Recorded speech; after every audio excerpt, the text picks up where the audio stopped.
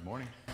Ah, I'm up. We're there. I think we're coming up on that. Well, good. I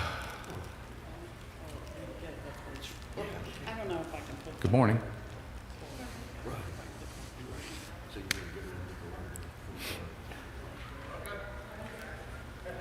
All right, we're going to pick up where we left off last week. And what we talked about was we talked about Festus, and we went from Felix to Festus. So this is really Festus, and this is where Paul is, basically he wants to go to Rome. He's always wanted to go to Rome, and he figures this is going to be the best way to get there, and also get out of Judea and away from the Jews that are trying to kill him. So Festus had a very short time, as you can see on the timeline. He went from 60 to 62 AD, 2 years. Felix, quite a bit longer, he was 8 years. Okay, Felix is the one who liked bribes. But Felix, from what I can see, he was there 2 years, and you notice on there it says, whether to revive Jewish civil privilege. What's civil privilege? We talked about that. Remember?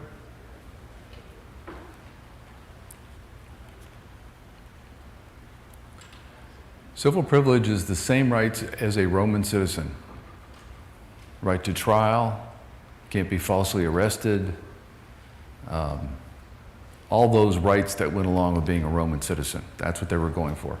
And you notice at 62 AD, when he's finished, which is 8 years from the destruction of Jerusalem, actually the destruction of Judea. So it's getting towards the end of the Jewish as a state, the Jewish state. So why do you think Festus didn't grant the request of the Jews to bring Paul back to Jerusalem? We talked about that.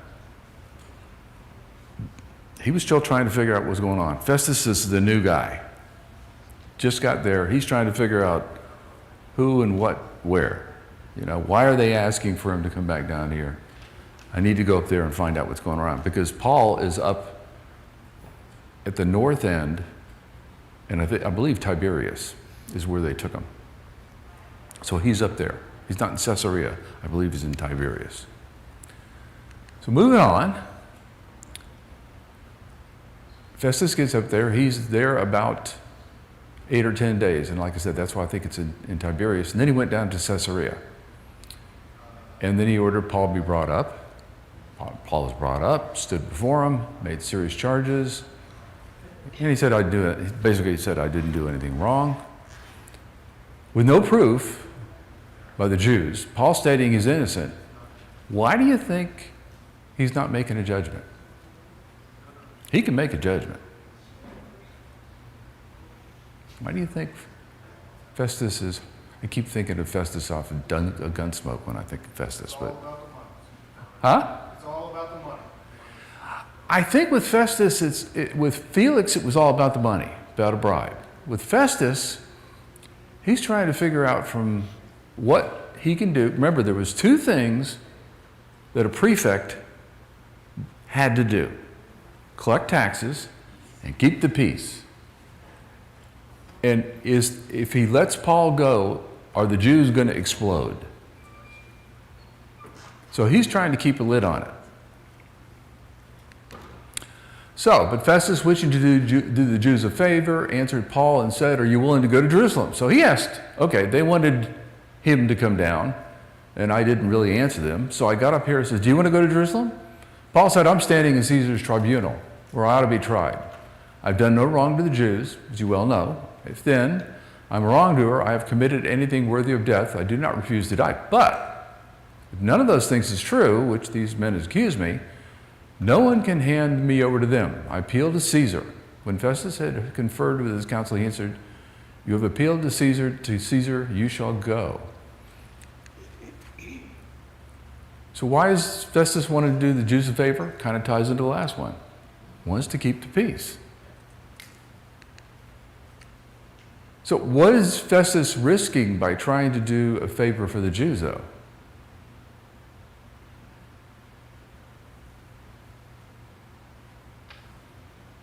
Paul's a Roman citizen. He's entitled to a trial and to be found innocent. You can't just do something arbitrarily because it pleases the Jews to Paul, because Paul is a Roman citizen. So he avoids. How does he avoid it? He says, "Hey, I'm Roman. I'm a Roman citizen. I'm appealing to Caesar's tribunal." How do you think Festus felt about Paul's request? Huh? It's off of my hands, okay? The problem is solved. He's going to leave town, and all this problem, if they want to fall Paul to Rome, have at it, guys. So, Do you think it was all that popular to appeal to Caesar? I mean, that's pretty high up. well, you imagine what that docket's like to get on. Yeah. You know, if you can, any Roman citizen can appeal to Caesar, so. I don't even know what your chances are, you know? Paul was there for quite a few years, and we never see where any writings in there that Paul actually went before Caesar. He did get released for a time, but then he got rearrested, but he got released. Okay, we've looked at the emperors. We've looked at the prefects. Now we want to look at the kings. What I've got on here, I'm going to turn around, excuse my back, but we've got Herod the Great, and he had 3 sons through Malchus. I guess Malchus is how you say your name. Philip, Archelaus, and Antipas. And they took over the kingdom when Herod the Great died. They split it up in 3 parts. The red around there indicates they were rotten. Remember, Herod the Great was picked by who? To be the king? Remember? Anybody remember? Mark Antony. He was picked by a Roman. So where was his allegiance? Rome. So you have Herod. Herod Archelaus and Herod Antipas have red around them because they were both rotten. Now Philip, he wasn't too bad. But then you have these 3 here, and then you have one son that doesn't get any part of the empire, the kingdom. And that Aristobulus and Bernice, and they had Herod Agrippa I. And he comes to power. And Herodias is the niece of Philip and Antipas and Archelaus. And then, as a result of Herod Agrippa, I don't know who it was the wife. You have Herod Agrippa II, and you notice there's good and bad. There's red on the sides and there's greens on the top. Herod Agrippa was the first, was a Jew and trying to be a Jew and did some good things for the Jews, but he persecuted Christians. And Herod Agrippa II on the bottom there was the one who took them all the way until 70 AD. So that's kind of the backdrop of all the kings in the succession of the kings in Israel. This is how long they lasted. Herod went from 37 BC to 4 BC. So he was there for 33 years, 32 years, somewhere around there. It depends on which part of the year he took office, was directed to be the office. But Mark Antony and Cleopatra, he was them. He descended from Arabs. He was not a Jew. Jealous of his power, obviously. And if it's in red or kind of pink there, it means all the rotten things they did. He gave money to pagan religions, but he built a new temple. He built Herod's temple. And he used the priesthood as a political tool. Put in people who would be loyal to him. And then when he died, that's when it got split up into the 3 parts between Archelaus, Philip, and Antipas. Archelaus was about as bad as his father. He was jealous, vindictive, And the Jews hated him as well. He had Judea, Samaria, and Udamus, the big one being Judea. And it's interesting, a delegation of the Jews and Samaritans that got together, that actually agreed, went and had him removed from office. So that's why he only went for 2 years before, for 10 years before they had him pulled out. But Herod Philip, he was just, he was fair, but he was kind of out of the circle of power. He was off in the very northeast part of the kingdom. And Antipas was in the area of Galilee and Perea. Those are the two main areas. Galilee's north, and Perea is east of the Jordan River. This is all read. He forced the Jews to colonize over a graveyard, he married Herodias. Herodias was originally Philip's wife, and for Philip and Antipas, Herodias was their niece. And and then he was deposed by Caligula eventually. So, this is the area. This area here of Galilee and this area of Perea here is Herod Antipas, which is the one you hear the most about in the scriptures. This is Herod Archelaus that was there for about 10 years, and he was deposed. And this way up here in the northeast is Herod Philip. So that's kind of how they split it up after Herod the Great died. So it kind of gives you an idea of who's where in the system and who has the power. They never really totally replaced someone for the red there, that's Judea, as far as a king to really be the king. It all stayed up pretty much into the north in Galilee and Perea and a little bit up into Gaulonitis. So, taking over after them, moving farther down that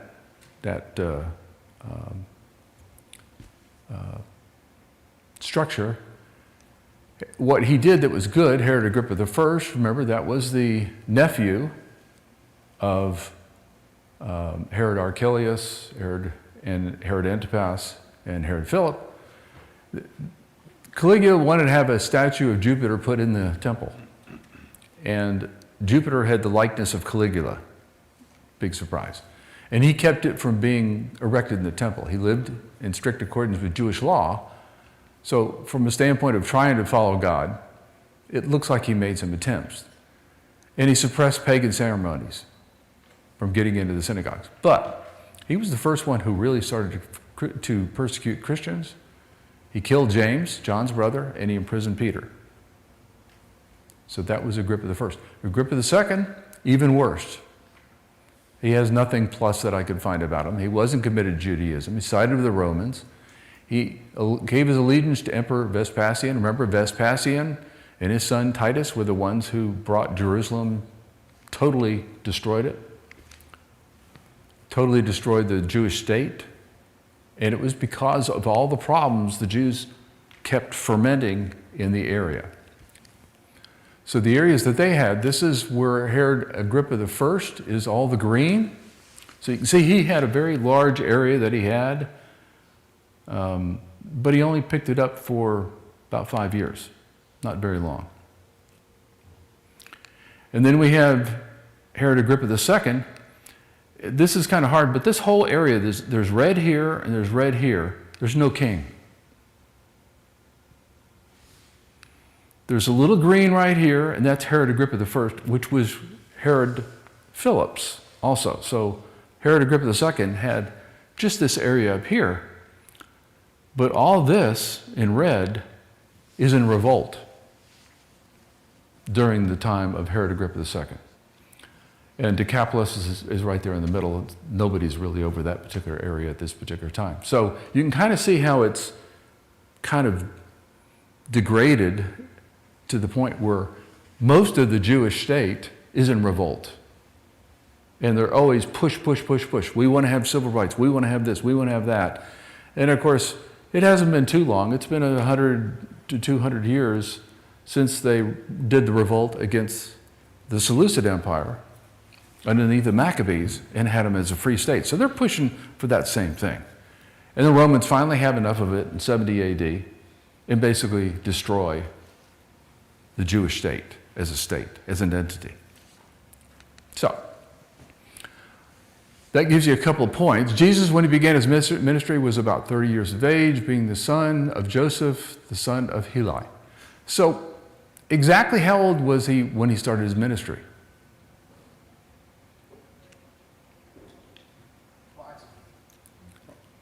Yeah, about 30. It could be 28, it could be 29, could be 31, could be 32, could be 33.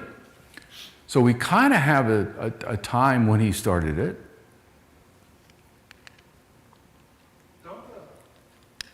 What year was it when he started? Huh?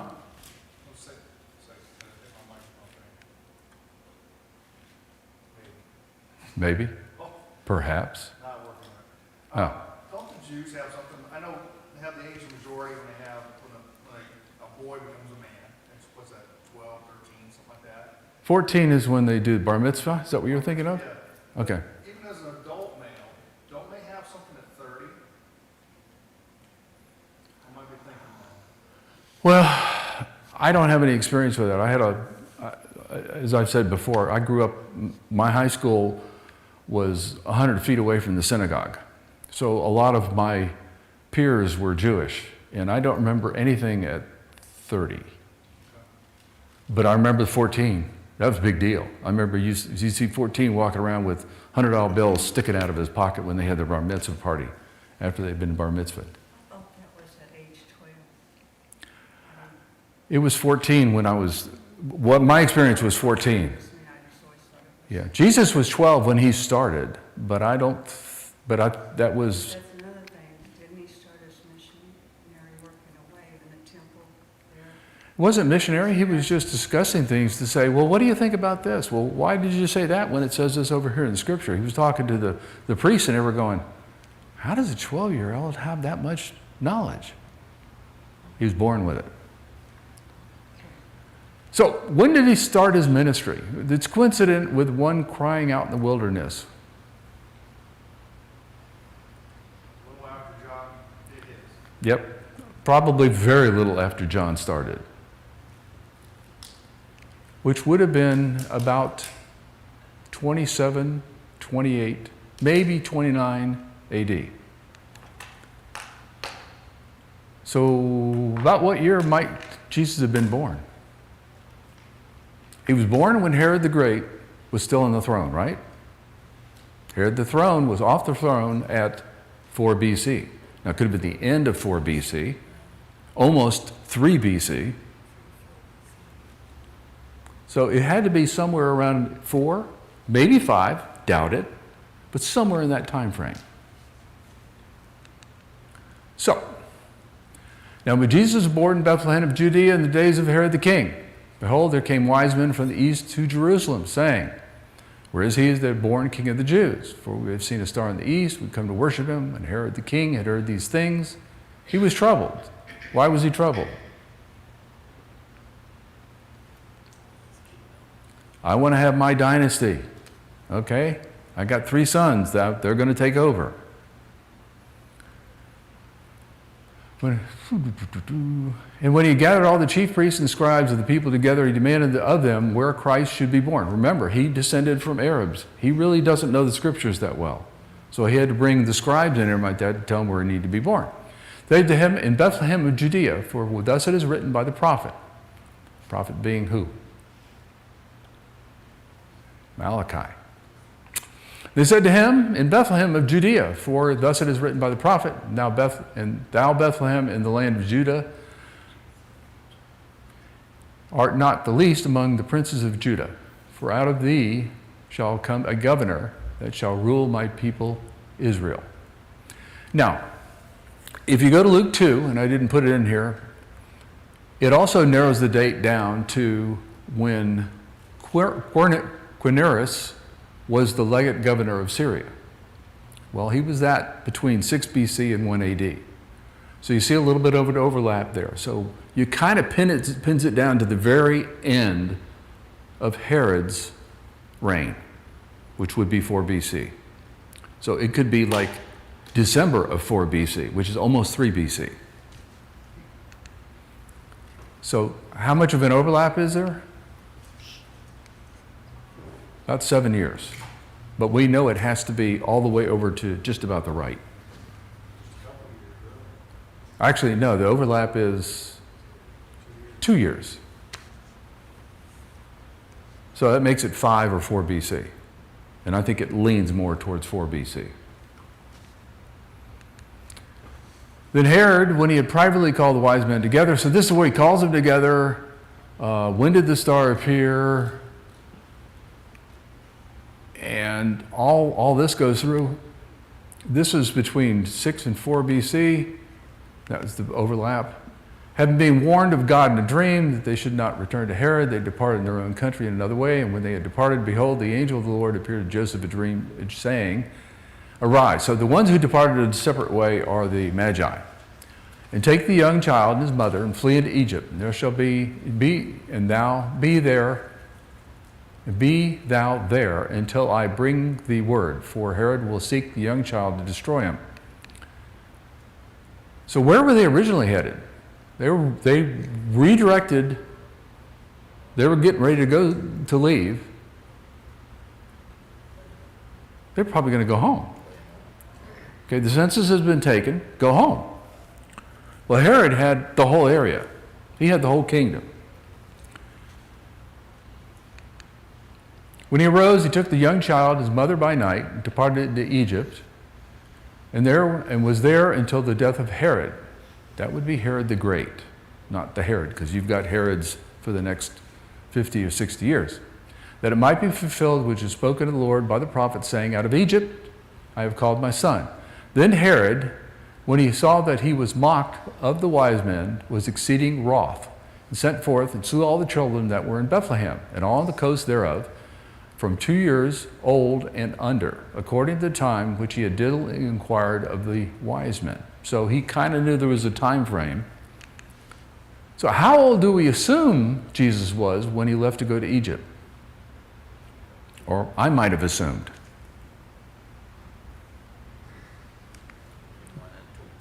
1 or 2, okay, possibly 2.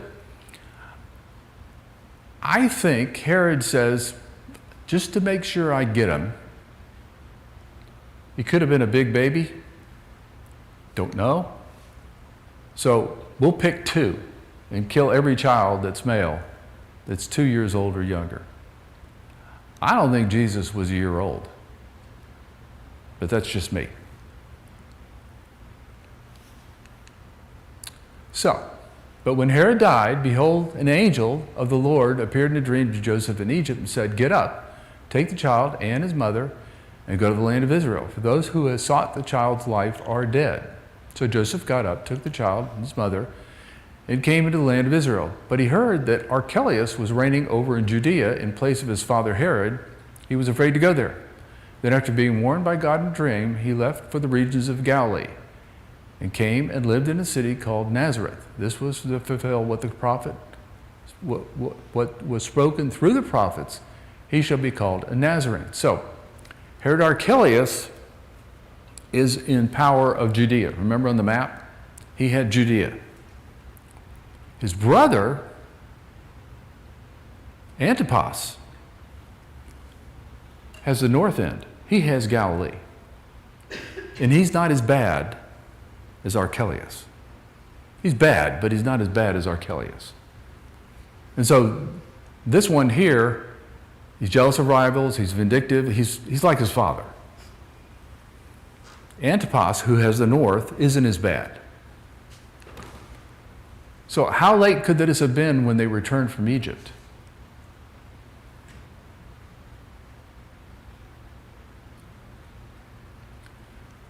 Archelaus reigned until 6 AD. So it couldn't be later than 6 AD. If he knew Archelaus was reigning there, he only reigned until 6 AD. If he left for Egypt in 4 BC, kind of starts to give you a timeline. So how do you think it was written when he was, where do we have something written? And we talked about that already, which is here. When they had performed everything according to the law of the Lord, they returned to Galilee, to their own city of Nazareth. So they've now left, gone all the way through Judea, gone up to Nazareth, which is in the north end, underneath Herod Antipas. And Herod Archelaus is still to the south, but only till about 6 AD. The child continued to grow and become strong, increasing in wisdom, and the grace was God was upon him. Now his parents went to Jerusalem every year at the feast of Passover, and when he became 12, they went there according to the custom of the feast. Where did they perform everything according to the law of God?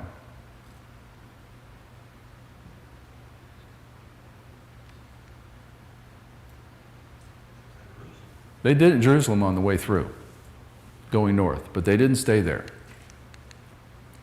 What does it mean to have the grace of God upon them? That's going to come out when he's 12. That's what she was talking about. He's sitting around the temple. He knows what the scriptures mean. The scribes and Pharisees know, they've memorized what it says, and they can regurgitate what it says, but they don't know what it means. He knows what it means. So how long do you estimate just he's been home since he turned 12?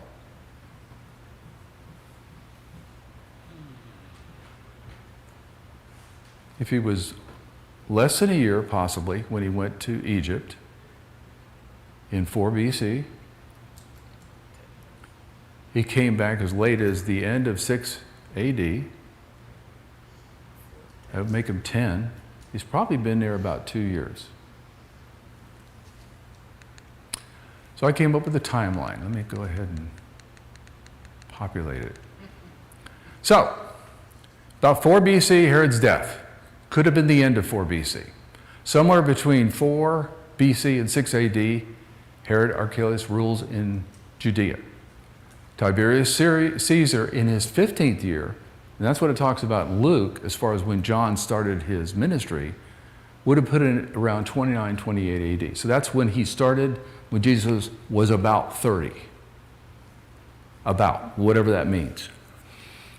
Jesus is born somewhere between 5 and 4 BC, and they flee to Egypt somewhere between 5 and 4 BC. It could be as early as 5 BC. I'm not sure it is. Then they were in Egypt for about 10 years. About 7 or 8 AD, he's 12. He starts his ministry somewhere between 26 and 28 AD, which kind of lines up with the 15th year of Caesar that's talked about in Luke. And then somewhere around 30 to 31 AD is when he's crucified. Kind of all fits. It's nice to see what's in the scriptures and what's in history match.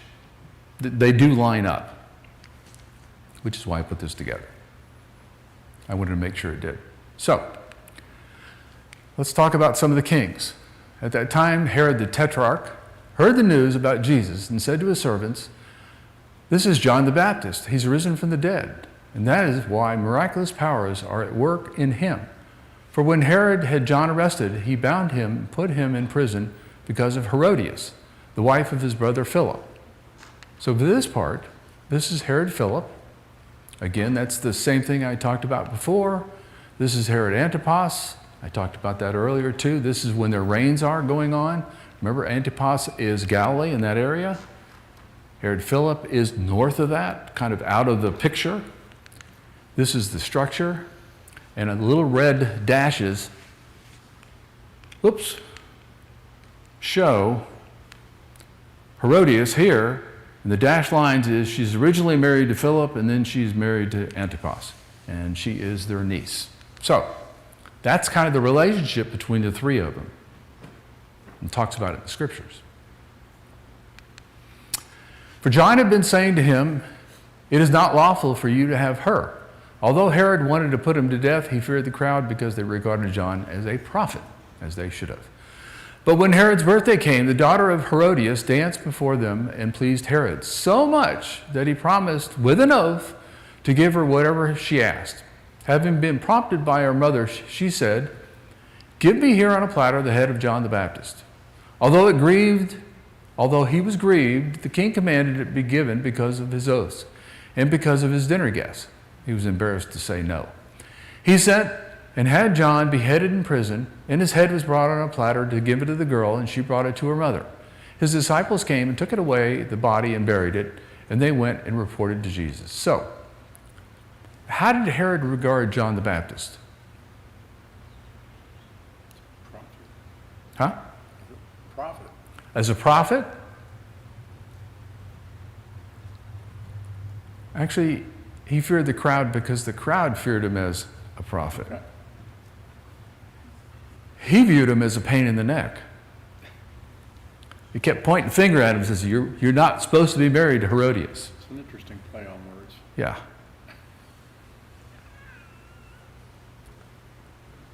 It was a pun, but I didn't notice it when I made it.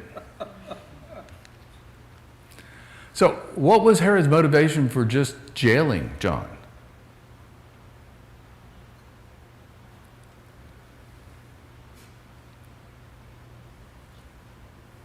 This is Herod Antipas, by the way. This is the one in Galilee.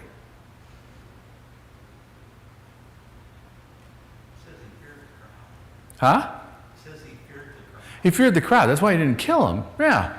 But if I throw him in prison, at least I'll shut him up. Okay? He's going to quit pointing his finger at me, and my wife's going to quit nagging me about killing him, so I'll have some peace at home. What kind of person does Herodias appear to be?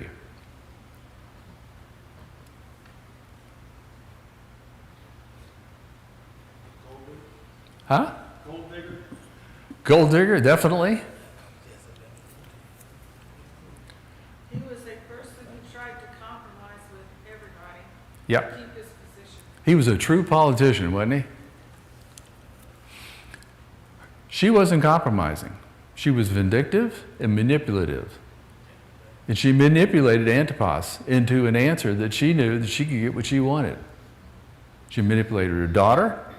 She manipulated her husband. She took advantage of anybody she could to get what she wanted. She was a Herod. So, what else do we know about Antipas? And to the angel of the church in Pergamum, write, the one who has a sharp two-edged sword says this, I know where you dwell, where Satan's throne is, and you hold fast my name. It did not deny me my faith, even in the days of Antipas, my witness, my faithful one, who is killed among you, where Satan dwells. Who's speaking to the angel of the church in Pergamum?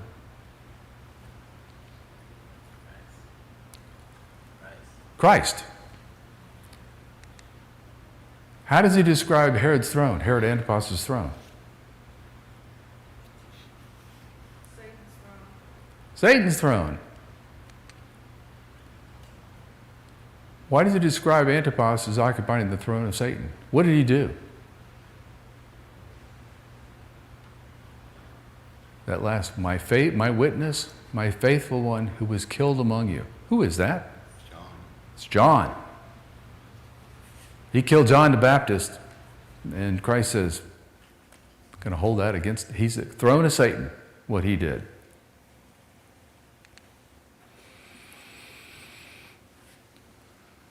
Okay, so now we're on to another Herod. Now, about that time, Herod the king laid hands on some who belonged to the church in order to mistreat them. You guys remember all the Herods? We're done with the sons. We're down now to the grandchild. And he had James, the brother of John, put to death with a sword. When he saw that it pleased the Jews, he proceeded to arrest Peter also. Now it was during the days of unleavened bread.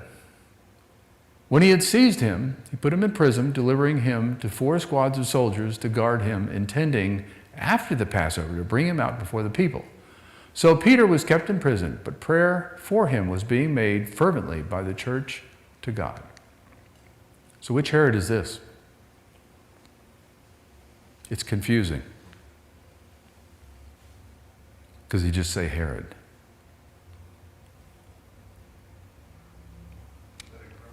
It's Agrippa the First, which is the grandson of Herod the Great.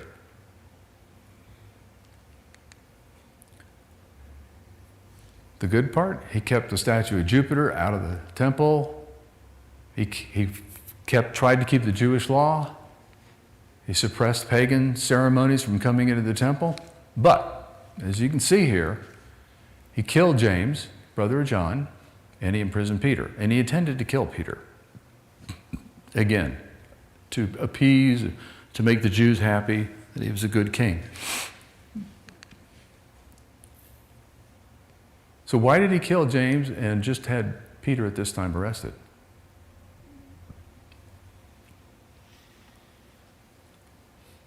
Because he was John's brother. James was an apostle, sons of thunder, James and John, remember? So he killed one of the apostles. And the Jews went, yay!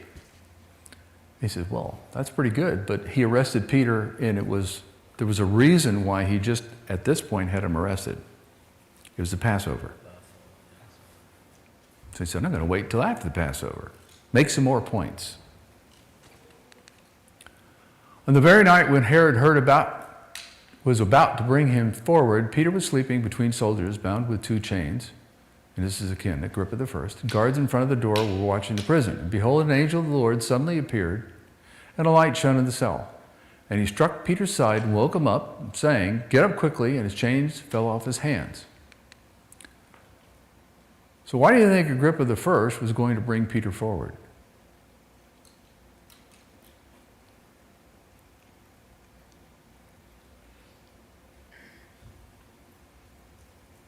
He's going to parade him in front of the crowds, the people. Here, I got another one of these guys that's spreading heresy about this guy, Jesus. What do you want to do with him? Score more points. So, everybody knows the story of how Peter got out and banged on the door, and they said, oh, it's his ghost. They said, no, it's really him. Let him in. When the day came, there was no small disturbance among the soldiers as what could have become of Peter. When Herod had searched for him and had not found him, he examined the guards and ordered they be led away to execution. Then he went down from Judea to Caesarea and was spending time there. So you have Agrippa who says, I don't believe the guards. He sent him off to be killed. What kind of a king is Agrippa?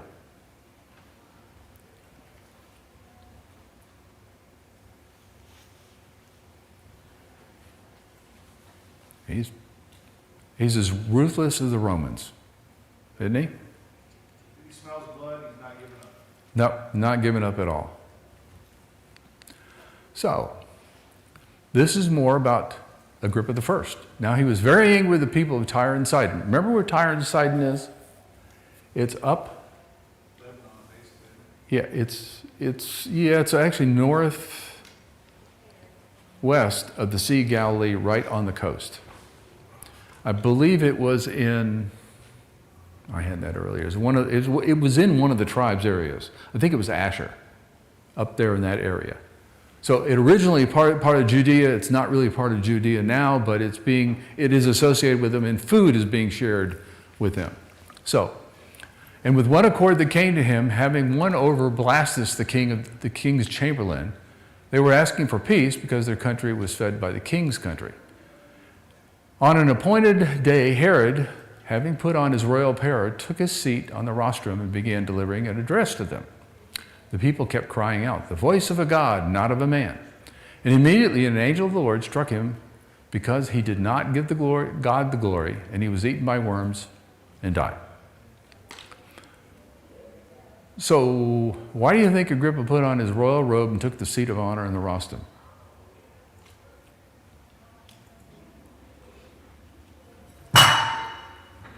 Oops. This guy was so full of himself, it was unbelievable. How hard is it to really butter up somebody who's really arrogant? It's not hard. It just feeds their ego. They just suck it up. Why do you think the people kept crying out the voice of a God, not of a man?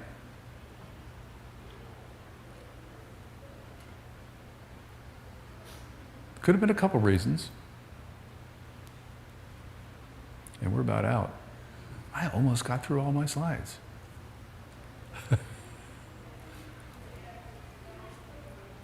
Nobody rang the bell.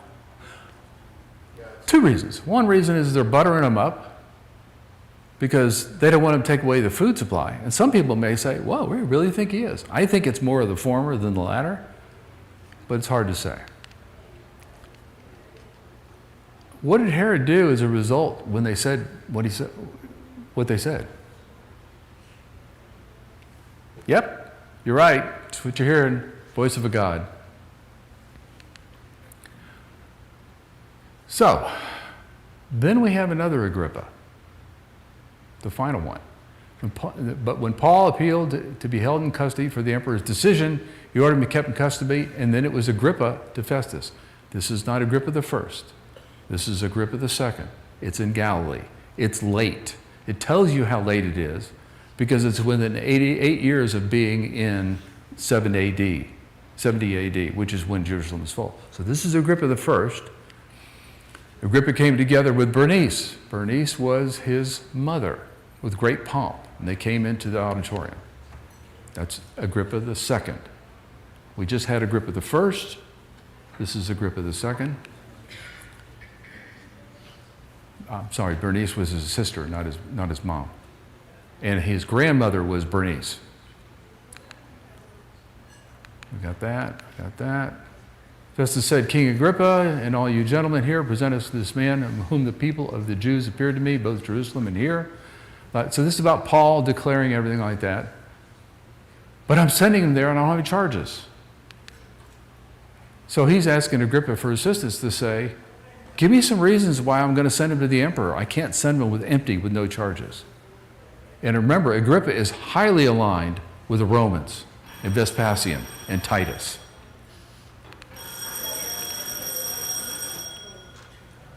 So, I don't think they ever figured out why he was arrested, and that's going to cover it. And I'm not sure what you're going to pick up with next week. We can talk about that.